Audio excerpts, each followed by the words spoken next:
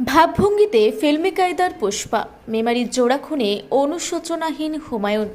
বাবা মাকে নৃশংসভাবে খুন করার পর অনুশোচনা তো দূরের কথায় যেন ভাবভঙ্গিতে ফিল্মি পুষ্পা। কাঁধে চাদরে যেন এমন ছবি যেন কোনো মহৎ কাজ করে বসেছেন। বৃহস্পতিবার বর্ধমান আদালতে পেশ করার সময় মেমারির জোড়া খুনে অভিযুক্ত হুমায়ুনকে দেখা গেল এই ভঙ্গিতেই। বর্ধমান আদালতে নিয়ে আসা হয় মেমারির জোড়া খুনে অভিযুক্ত ছেলে হুমায়ুনকে।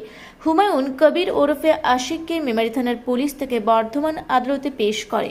মেমারি থানার পুলিশ নিজেদের হেফাজতে বৃহস্পতিবার তাকে বর্ধমান আদালতে পেশ করছে। মেমারিতে বাবা মাকে খুন করার পর সড়ক পথে বনগাঁ চলে যায় হুমায়ুন।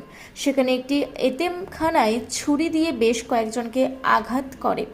তারপরেই স্থানীয় মানুষজন তাকে ধরে ফেলে। তারপরই বনগাঁ থানার পুলিশ থেকে গ্রেপ্তার করে নিজেদের হেফাজতে নেয়। এরপর মেমারি থানার পুলিশ আদালতের কাছে আবেদন করে তাকে নিজেদের হেফাজতে নেওয়ার জন্য। বর্ধমান আদালতে বৃহস্পতিবার হাজির করেছে। মেমারি থেকে আশিস কুমার ঘোষের রিপোর্ট, রূপসী বাংলা মিডিয়া।